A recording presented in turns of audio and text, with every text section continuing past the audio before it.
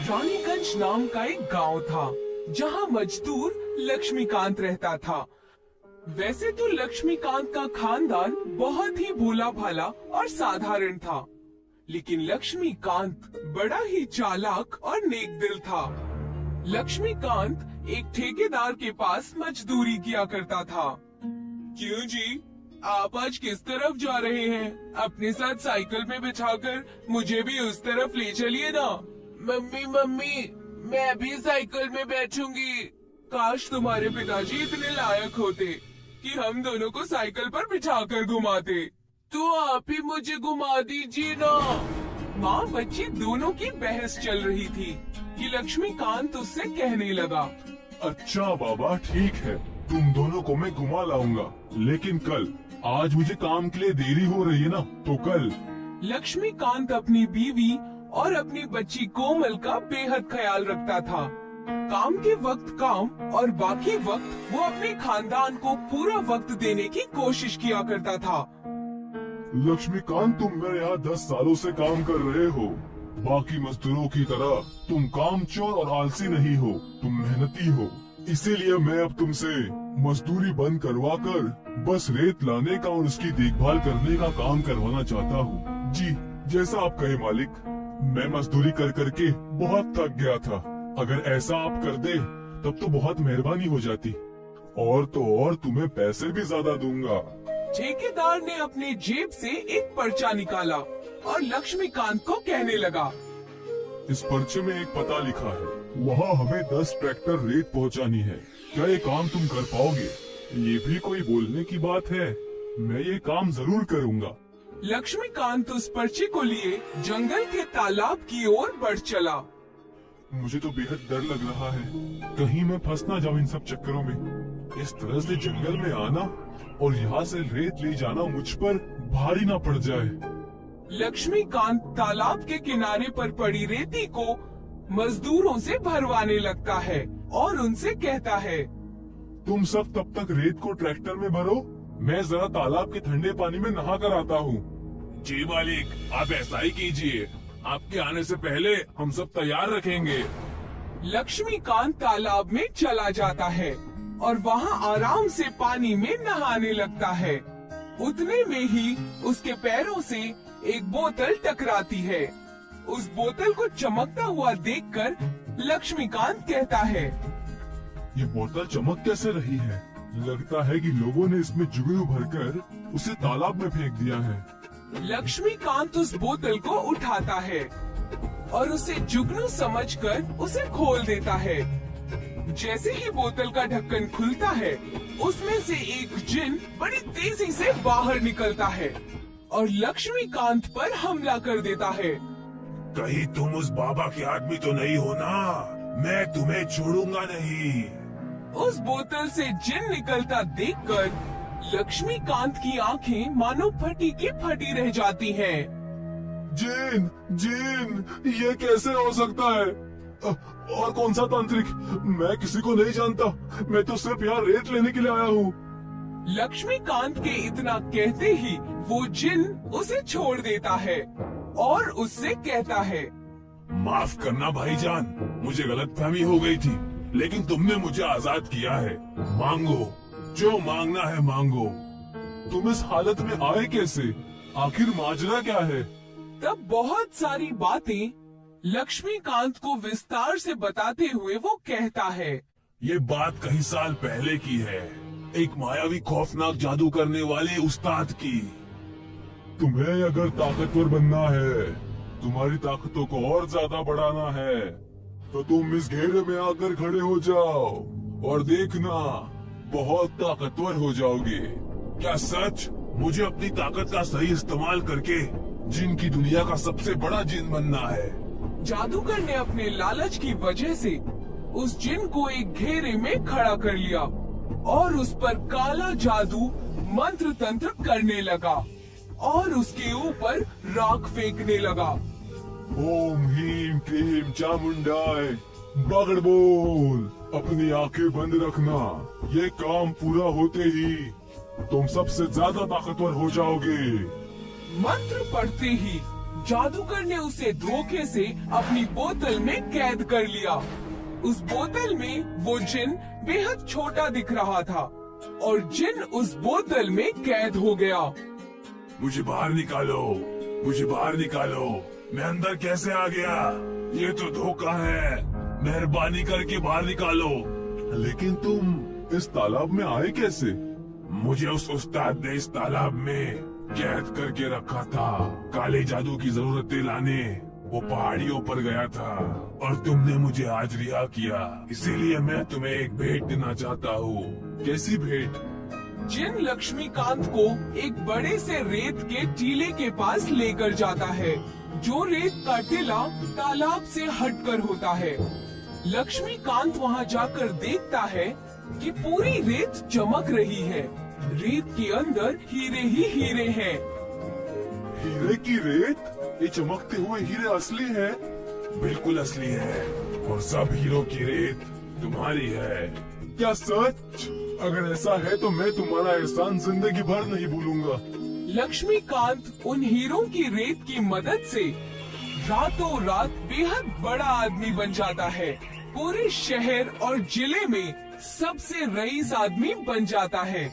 वो हीरों की रेत से अपना बड़ा सा घर बनाता है और कई सारी जमीनें भी खरीद लेता है। देखा बेगम, मेहनत और अच्छे काम ने आज इतना अच्छा बना दिया। जिन भाई की मदद से हमारे पास आज सब कुछ है, हर एक चीज जो हमें चाहिए थी। वैसे आखिरी बार आप उनसे कब मिले थे? उस अच्छे जिनसे आज मैं मिलने जा रहा हूँ। अब वो पूरी तरह आजाद है। एक तरफ जिन और लक्ष्मीकांत आजाद घूम रहे थे, दूसरी ओर उस जादूगर को हीरे की रेत और लक्ष्मीकांत के बारे में पता चल गया और उसे ये भी पता चल गया कि उसका कैद किया हुआ जिन अब आजाद हो चुका है। इन दोनों का मुझे कुछ करना होगा। ये मुझसे चालाकी कैसे कर सकते हैं? वो जादूगर उस जिन को ढूंढने लगता है और देखता है कि एक बगीचे में वो जिन और लक्ष्मीकांत बातें कर रहे थे। ये सब कुछ तुम्हारी वजह से ही हो रहा है। अगर तुम ना होते तो मैं आज भी मजदूरी ही कर रहा होता। शुक्रिया, तुम्हारा लाख लाख शुक्रिया। ये भी कोई कहने की बात है? तुमने मुझे उस उस्ताद के चंगुल से आजाद किया, इसीलिए मैंने तुम्हें एक तोहफा दिया। उन दोनों को बातें करता देख जादूगर जिन और लक्ष्मीकांत के सामने जाकर कहता है, बेहद एक दूसरे का साथ निभाया जा रहा है, मुझे भूल गए। उस जादूगर को वहाँ देखकर लक्ष्मीकांत बेहद डर जाता है। तब वो जिन कहता है, डरो मत लक्ष्मीकांत, ये हमारा अब कुछ नहीं बिगाड़ सकता। लगता है तुम मेरे ताकत को भूल गए हो। याद दिलाऊं क्या? तुमने मुझे धोखा देकर कैद किया था, अब तुम मेरा कुछ नहीं बिगाड़ सकते। जिनकी बात सुनते ही उस जादूगर ने अपने कमंडल में से राख निकाली और उस जिन के ऊपर फेंक दिया, जिससे बचते हुए वो जिन वहाँ से कूद गया। लक्ष्मीकांत ये सब दूर खड़ा हुआ देख रहा था। अब मेरी बारी। उस जिन ने अपने ताकत से उस जादूगर को रस्सी से बांधकर कहने लगा, देखा, मैंने कहा था ना, इस बार तुम मेरा कुछ नहीं बिगाड़ सकते। मुझे माफ करना, मुझसे गलती हो गई। आइंदा ऐसी गलती कभी नहीं होगी। जिन जादूगर को अच्छा सबक सिखाता है। उसके बाद वो जादूगर उस जिन और लक्ष्मीकांत को परेशान नहीं करता है। लक्ष्मीकांत अपनी बच्ची को एक बड़े से स्कूल में पढ़ाता है और अपने खानदान के साथ उन हीरों की रेत की मदद से खुशी खुशी रहने लगता है और रेती का सबसे बड़ा कारोबारी बन जाता है। नंदू एक जवान लड़का था जिसके पास खुद की एक रेहड़ी थी। वो कभी इस रेहड़ी पर सब्जियां फरोख्त करता तो कभी मौसम में बिकने वाली चीजें, जैसे गर्मियों में खीरा और सर्दियों में भुने हुए शकरकंद और गर्मियों में भुट्टे। एक शाम नंदू घर पे ढेर सारे मकई ले आया। बेटा, अभी तो बरसात शुरू होने में वक्त है, तूने इतनी सारी मकई इतनी जल्दी क्यों खरीद ली? अम्मा, अगले 2 हफ्ते में बारिश शुरू हो जाएगी। और तब मकई का दाम आसमान छुएगा। और वो क्यों? पिछले साल भी ऐसा ही हुआ था। जैसे बरसात शुरू हुई, मकई के दाम में इजाफा हो गया और इस वजह से मुनाफा भी कम हुआ। इसलिए इस मर्तबा मैंने कब्ल ही सस्ते दाम में मकई खरीद के रख ली। ठीक है, लेकिन क्या इतनी सारी मकई फरोख्त होगी? ये तकरीबन 10-12 बोरी है। हाँ माँ, बस बारिश शुरू हो जाए, फिर लोगों को भुना हुआ भुट्टा बहुत पसंद आता है। पिछले साल तो भुट्टों की इतनी मांग थी कि बाजार में मकई थी ही नहीं, इसीलिए मैंने कब्ल ही माल खरीद लिया है। अच्छा किया। नंदू को उम्मीद थी कि इस मर्तबा बारिश में उसके भुट्टो का कारोबार काफी अच्छा होगा और उसकी आमदनी में इजाफा होगा। खीरे ले लो, खीरे। अब खीरे की मांग भी कम हो गई थी। मौसम ठंडा होता जा रहा था, इसलिए लोग खीरा नहीं खा रहे थे। अब बस कुछ रोज की देरी है, बारिश शुरू हो जाएगी और मेरे भुट्टे फरोख्त होने लगेंगे। नंदू मौसम में तब्दीली का इंतजार कर रहा था। कुछ रोज गुजरे और बारिश शुरू हुई। अम्मा देखो, बारिश शुरू हो गई। अरे वाह, अब तो मेरे भुट्टे बहुत फरोख्त होंगे। हाँ, खूब फरोख्त होंगे। और अगर तेरी आमदनी अच्छी हुई तो मैं कोई अच्छी सी लड़की देखकर तेरा ब्याह करा दूंगी। क्या अम्मा तुम भी? अरे मेरे लाल, अब तेरी उम्र हो गई है, तुझे तो ब्याह करना ही होगा। वैसे भी मैंने लड़की देखनी शुरू कर दी है। शादी की बात सुनकर नंदू शर्मा रहा था। खैर, उसी शाम नंदू ने अपनी रेड़ी पर भुट्टे लगा दिए। जैसे ही उसने सिगड़ी जलाई और भुट्टे भुनने लगा, सारे बाजार में भुट्टे की खुशबू फैल गई। भुट्टे ले लो, भुट्टे, गर्मा गर्म भुट्टे। और खरीदार उसकी आवाज सुनकर मुतवज्जा हो गए।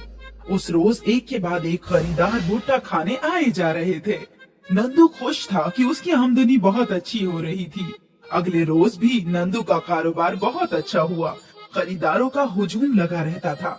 नंदू की रेड़ी पर इतना हुजूम देखकर आसपास के कारोबारियों को उससे हसद हो रही थी। ये नंदू आजकल बहुत कमा रहा है। कमाएगा कैसे नहीं, बरसात आते ही उसने भुट्टे फरोख्त करना जो शुरू कर दिया। मुझे लग रहा है भुट्टे फरोख्त करने में काफी मुनाफा है। हम भी कल से भुट्टे फरोख्त करेंगे। और हम भी। अगल बगल के कारोबारियों ने भी भुट्टे का कारोबार करने का फैसला कर लिया और अगले रोज ही नंदू के ठेले के बगल में 2 और भुट्टे के ठेले लग गए और भुट्टे खाने वाले खरीदार बच गए। कुछ लोग नंदू के ठेले पर आ जाते तो कुछ लोग अगल बगल के ठेलों पर चले जाते। इस बात से नंदू परेशान हो गया था। शाम को ठेला बंद करने के बाद नंदू अपने बगल वाले ठेले वालों से पूछा, भैया, जब मैं यहाँ कब्ल ही भुट्टे फरोख्त कर रहा था तो फिर आप दोनों को यहाँ भुट्टा फरोख्त करने की क्या जरूरत थी? ऐसा कहीं लिखा है क्या कि इस बाजार में एक ही भुट्टे की रेड़ी लग सकती है? ऐसी बात नहीं है, लेकिन अगर हम एक ही चीज फरोख्त करेंगे तो फिर किसी का कोई मुनाफा नहीं हो पाएगा। हमें तो अच्छा मुनाफा हो रहा है, तुम अपना देखो। तनहा सारा मुनाफा हथियाना चाहते हो? अगर ऐसा करना है तो कोई अच्छी सी चीज फरोख्त करो जो हम दोनों फरोख्त ना कर सके, समझे क्या? उसके पड़ोसियों की बात सुनकर नंदू फिक्र में पड़ गया। उसने सोचा था कि वो उन्हें मना लेगा कहीं और जाकर भुट्टे फरोख्त करने के लिए, लेकिन वो दोनों तो ढीठ थे। आज नंदू परेशान घर आया और आते ही उसने सारा वाकया वालिदा को बताया। वो दोनों मुझसे बहुत हसद रखते हैं। कुछ रोज से मेरे भुट्टों का कारोबार इतना अच्छा चल रहा था, वो उनकी आंखों में खटक रहा है। आज रोज से 1/3 आमदनी हुई है। कोई बात नहीं, तुम इतनी फिक्र ना करो, कुछ न कुछ हो जाएगा। हसद वाले हसद रखते रहें, तुम बस मेहनत करते रहो। अगले रोज नंदू ने रोज की तरह अपना ठेला लगाया। भुट्टे ले लो, भुट्टे, गरम गरम भुट्टे। और उसकी आवाज लगाने के बाद एक पड़ोसी कारोबारी भी आवाज लगाने लगा। गरम गरम भुट्टे, जायकेदार और सस्ते, बस 8 रुपए का एक भुट्टा। कारोबारियों ने दाम 10 रुपए से 8 रुपए कर दिए। दाम देखकर सारे खरीदार उन्हीं कारोबारियों के पास जा रहे थे। 8 रुपए भुट्टा, गरम गरम भुट्टा। नंदू ने भी दाम गिरा दिया। कारोबारियों ने दाम 7 रुपए कर दिए। मैं इतना दाम कम नहीं कर सकता, मुझे मुनाफा कैसे होगा? उसके पास कोई खरीदार नहीं आ रहा था, इसलिए वो परेशान होकर धंधा बंद करके अपने घर चला गया। अम्मा समझ गई कि क्या हुआ होगा। अम्मा, अब मैं क्या करूं? कम मुनाफा में भुट्टे फरोख्त करने का क्या फायदा? जब मैं दाम कम करता हूं तो दोनों कारोबारी भी कम कर देते हैं। क्यों ना तू कुछ नया करे? नया करेगा तो सारे खरीदार तेरे ठेले पर ही आएंगे। लेकिन क्या नया? हमारे बचपन में हम कोयले पर भुट्टे नहीं सेकते थे, बल्कि रेत में सेकते थे। वैसे भुट्टे तो अब कहीं मिलते नहीं। रेत वाले भुट्टे? हाँ, वो जायका ही अलग था बेटा। एक मर्तबा कोशिश करके देखो। अगले रोज नंदू ने अपना ठेला लगाया और सिगड़ी पर एक कड़ाही लगाई। उसमें रेत भरा था। आसपास के दोनों कारोबारी हैरान थे और फिर आग जलते ही नंदू आवाज लगाने लगा, ऐसा भुट्टा कभी नहीं खाया होगा। रेत वाला भुट्टा, रिवायती अंदाज में बनाया गया रेत वाला भुट्टा। रेत वाला भुट्टा सुनकर कुछ बुजुर्ग नंदू के ठेले की जानिब गए। उन्होंने वो भुट्टे चखे। वाह, मजा आ गया। कितने अरसे बाद ये खा रही हूँ। काफी लोगों ने रेत वाले भुट्टे पहली मर्तबा चखे। ये तो कमाल है। कोयले वाले भुट्टे से बिल्कुल अलग और लजीज भी। इस दिन नंदू के ठेले पर अलग ही हुजूम था। अफराद नंदू के साथ तस्वीरें निकाल रहे थे, वीडियो बना रहे थे। नंदू कुछ ही घंटों में मशहूर हो गया। नंदू के रेत वाले भुट्टे 20 रुपए के दाम से फरोख्त होने लगे और उसने एक ही रोज में काफी अच्छा मुनाफा कमाया। अगले रोज पड़ोसी कारोबारियों ने भी रेत वाले भुट्टे फरोख्त करना शुरू कर दिया। रेत वाले भुट्टे, गरम गरम रेत वाले भुट्टे। ये तो वो वीडियो वाला नहीं है, हो रहा उसके रेत के भुट्टे खाते हैं हम। नंदू रातों रात मशहूर हो चुका था। सभी को नंदू के रेत वाले भुट्टे खाने थे।